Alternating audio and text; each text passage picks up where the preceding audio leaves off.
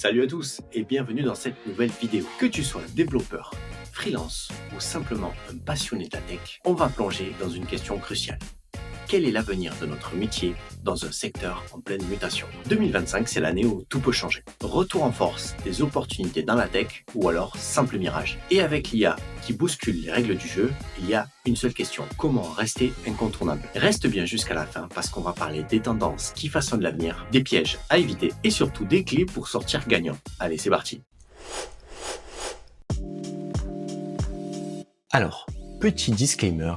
Ces données sont majoritairement issues du marché US, mais elles restent représentatives des grandes dynamiques observées dans le marché de la tech à l'échelle mondiale. Pour comprendre ce qu'il se passe dans la tech, il faut revenir à un concept fondamental, le cycle économique. Ce graphique illustre bien ces différentes phases. Tout d'abord, il y a le pic. L'économie est au sommet, tout fonctionne à plein régime. Ensuite, il y a la récession, une période où l'activité ralentit et c'est une période difficile. Puis il y a le creux, c'est le point le plus bas avant le redémarrage. Ensuite, il y a la reprise, c'est une montée progressive des opportunités. Et ensuite, il y a, pour terminer, l'expansion, c'est une forte croissance. Ces cycles ne sont pas que théoriques. Ils influencent directement le marché du travail dans la tech. Reste attentif à ces phases pour mieux comprendre ce qu'il se passe. Regardons maintenant les chiffres qui montrent l'impact sur les cycles de la tech. En 2023, il y a eu quasiment 430 000 licenciements dans le milieu de la tech.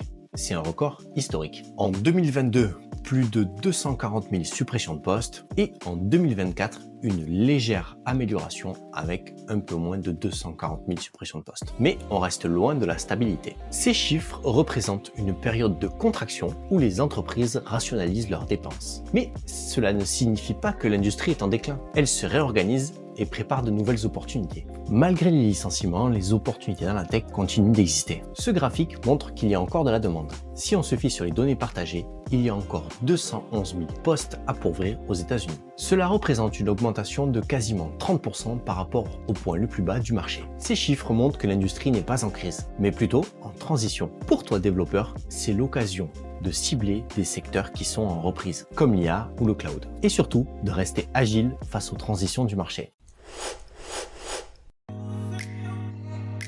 Entre 2010 et 2020, l'ingénierie logicielle a connu une croissance incroyable. Près d'1 million de nouveaux emplois créés. Ce graphique illustre très bien cette performance spectaculaire. La raison principale? Pendant cette période, les taux d'intérêt étaient historiquement bas. Cela a permis aux entreprises de la tech de lever des fonds facilement, d'investir massivement et de recruter à grande échelle. Cette décennie a été marquée par une explosion des innovations, telles que le cloud et les applications mobiles, alimentant la demande pour des talents dans le développement logiciel. Mais à partir de 2022, les taux d'intérêt ont recommencé à grimper pour lutter contre l'inflation. Et ça a changé la donne. Les entreprises vont faire face à un coût de financement plus élevé. Et elles ont dû rationaliser leur budget, y compris dans le domaine du recrutement. Cependant, même si ces hausses ralentissent la croissance à court terme, l'histoire nous montre que ces périodes sont souvent des phases de transition et elles préparent le terrain pour de nouvelles opportunités, notamment pour les développeurs capables de s'adapter aux besoins émergents. Reste vigilant, car ces cycles ouvrent la voie à la prochaine phase d'innovation.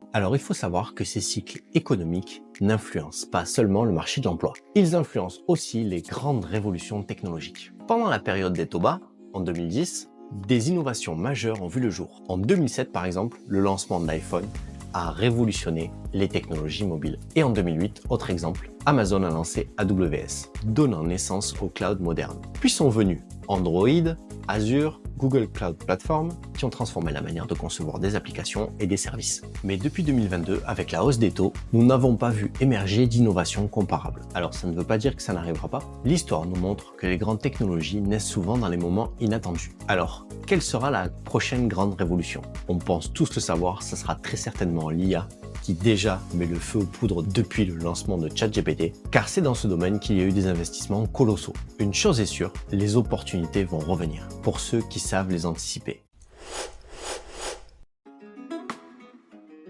L'année 2024 marque un tournant dans la popularité des langages de programmation. Voyons ensemble ce graphique. Python a officiellement dépassé JavaScript pour devenir le langage le plus utilisé sur GitHub. Alors pourquoi? Ceci et grâce à l'essor de l'IA et de la data science. Des outils comme TensorFlow et Jupyter ont renforcé sa domination. Bien sûr, JavaScript reste un pilier surtout pour les projets web, mais TypeScript avec son typage robuste monte en puissance et dépasse désormais Java. Enfin, des langages comme Go et Rust s'imposent dans le cloud et dans les systèmes qui ont besoin de haute performance, tandis que Shell dépasse C grâce à son rôle clé dans l'automatisation. Alors, comment peut-on tirer parti de ces tendances? Déjà en 1, on peut commencer peut-être par apprendre Python, ou du moins le survoler, car ça devient indispensable pour l'IA et pour la data science. En 2, on peut adopter TypeScript. Ça reste une transition naturelle pour les développeurs JavaScript. Et en 3, je dirais qu'on peut explorer Go et Rust. Ce sont, je pense, des langages incontournables pour l'avenir.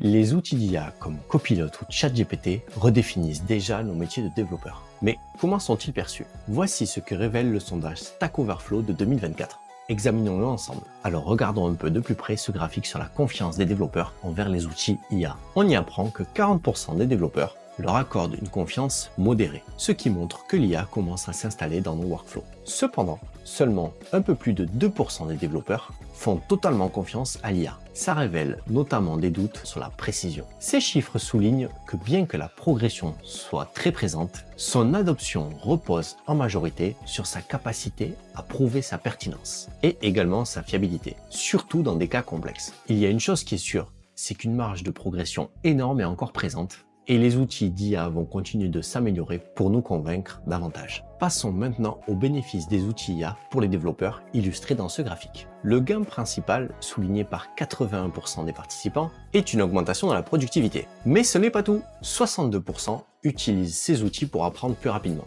et 58% constatent une efficacité accrue dans leur travail. Parmi les autres avantages, on note aussi une meilleure précision dans l'écriture du code pour 30% et une gestion plus fine de la charge de travail pour 25%. Ces chiffres nous montrent que l'IA, au-delà de la simple automatisation, permet aux développeurs de travailler plus intelligemment, en leur offrant du temps pour se concentrer sur des tâches à plus forte valeur ajoutée. Intéressons-nous maintenant aux usages les plus courants de l'IA dans les workflows de développeurs. Selon le sondage, 82% des développeurs utilisent l'IA pour écrire du code, ce qui en fait son application principale. Suivent la recherche de réponses pour un peu plus de 67% et l'aide au débugage pour un peu plus de 56%, ce qui montre à quel point ces outils s'intègrent dans nos tâches quotidiennes.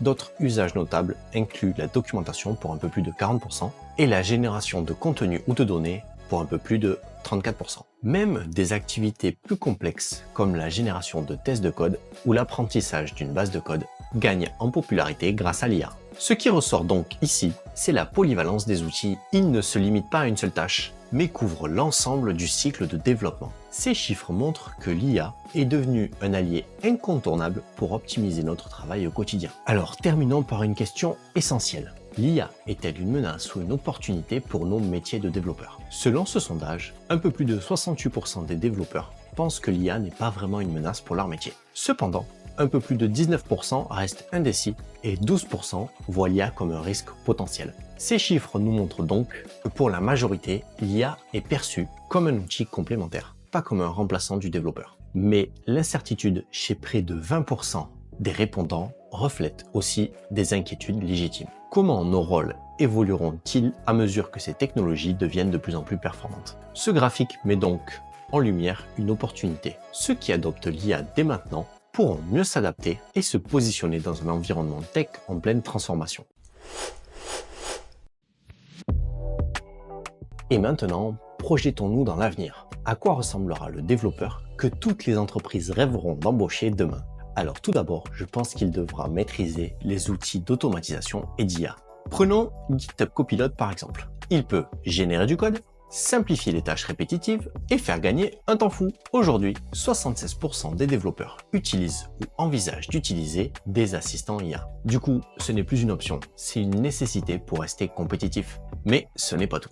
Comprendre le contexte métier restera essentiel. Les entreprises cherchent des développeurs capables de répondre à des questions comme « Pourquoi ce projet ? Pour qui? Quel impact sur mon business ?» Ce n'est plus une question de juste livrer du code, mais de proposer des solutions qui créent vraiment de la valeur ajoutée. Et enfin, je dirais que les soft skills vont devenir de plus en plus un facteur clé. Ce n'est pas seulement un plus, c'est ce qui te distinguera des autres. Savoir communiquer avec des équipes pluridisciplinaires, résoudre des conflits ou encore collaborer efficacement dans des environnements hybrides. Voilà ce qui te rendra indispensable. Alors, comment te préparer dès aujourd'hui? Voici 3 axes sur lesquels tu peux travailler. 1.